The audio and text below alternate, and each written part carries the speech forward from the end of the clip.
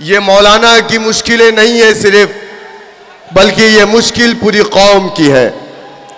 अगर आज इस कौम को खाकी वर्दी या खाकी चड्डी के नाम पे डराया गया है, तो यकीनन हम इस बात से इनकार नहीं कर सकते कि इस मुल्क में बसने वाली तमाम कौमों के साथ इंसाफ तो हुआ, लेकिन इस मुल्क में कलमा ला इलाहा इल्लल्लाह मुहम्मदुर रसूलुल्लाह पढ़ने वाली कौम के साथ नाइंसाफी हुई।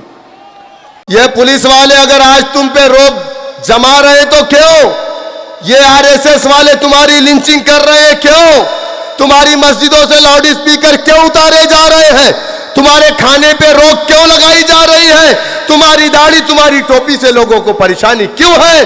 तुम्हारे मदारिस में सीसीटीवी कैमरे क्यों लगाए जा रहे हैं? कभी सोचा आपने? अरे ये मुल्क संविधान से चलता है, संविधान इजाजत देता है। योगी जी टकले हैं, सर में बाल नहीं, दाढ़ी नहीं, संविधान इजाजत देता है, वो भी चीफ मिनिस्टर बन सकते हैं।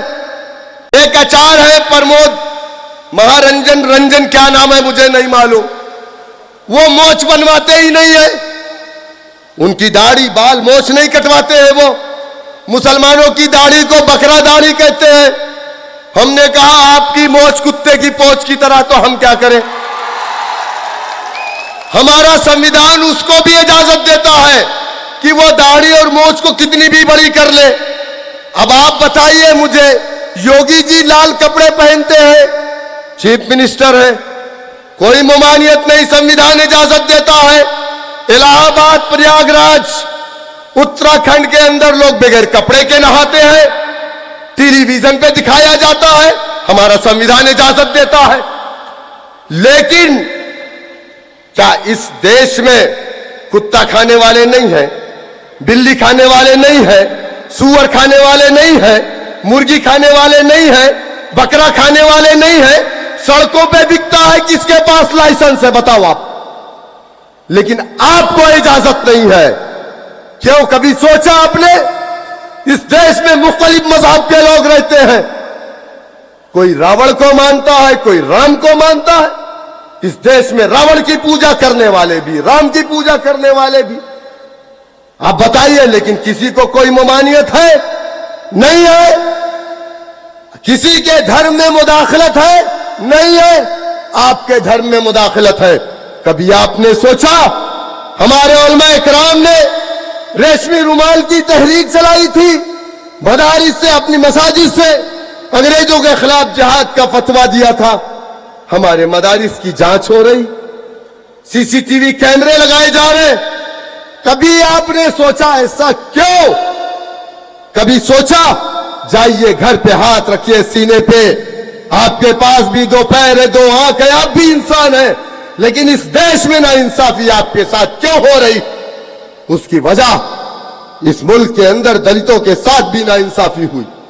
आजाद हिंदुस्तान में दलितों के कमर में झाड़ू बांधे गए, आजाद हिंदुस्तान में दलितों के गले में मटकी लटकाई गई ताकि वो जमीन पे ना थूके, उसके पैरों के निशान ना रहे, इसलिए झाड़ू बांधे गए। आजाद हिंदुस्तान में दलितों को कुएं से पानी नहीं लेने दिया जाता था। आजाद हिंदुस्तान में दलितों की बहन बेटियों की इज्जतें लूटी जाती थी।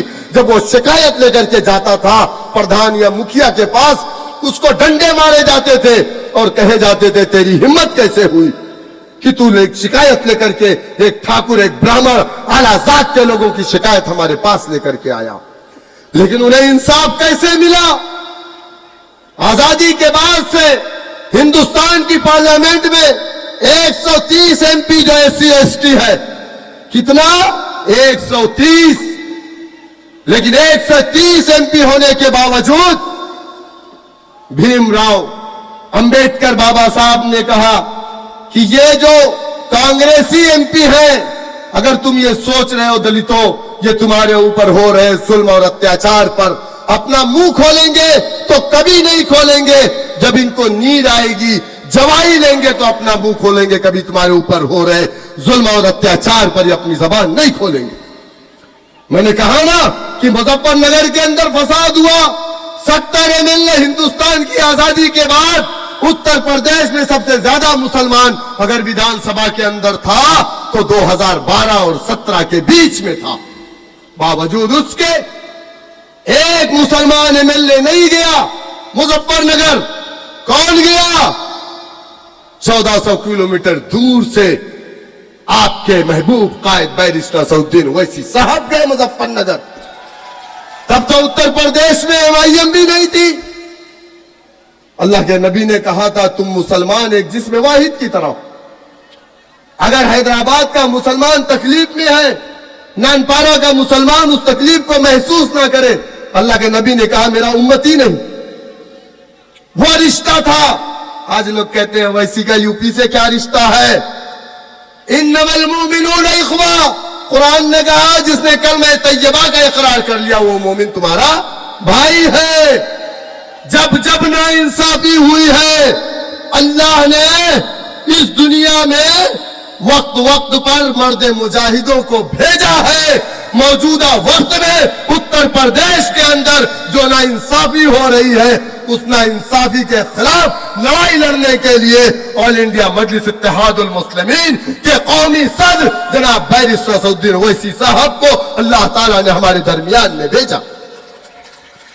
दलितों के ऊपर जब जुल्म हो रहा था, काशीराम पंजाब की सरजमीन से निकले, दलित की बस्तियों में गए और कहा है दलितों तुम अगर चाहते हो या समझते हो कि ये कांग्रेस पार्टी का एमपी तुम्हारे लिए आवाज उठाएगा तो ये नामुमकिन है। अरे ये जमहूरियत है। जमहूरियत की सबसे बड़ी ताकत सियासत है। क्या सियासत? 1947 दिसंबर के महीने में हमारे बड़ों ने लखनऊ के रिफाए आम क्लब में एक कन्वेंशन बुलाया और कहा कि है मुसलमानों वतन अजीज आजाद हो गया, कांग्रेस तुम्हारी पार्टी, कांग्रेस के लीडर तुम्हारे लीडर, मुस्लिम लीग तुम्हारी पार्टी नहीं, कांग्रेस पार्टी तुम्हारी पार्टी।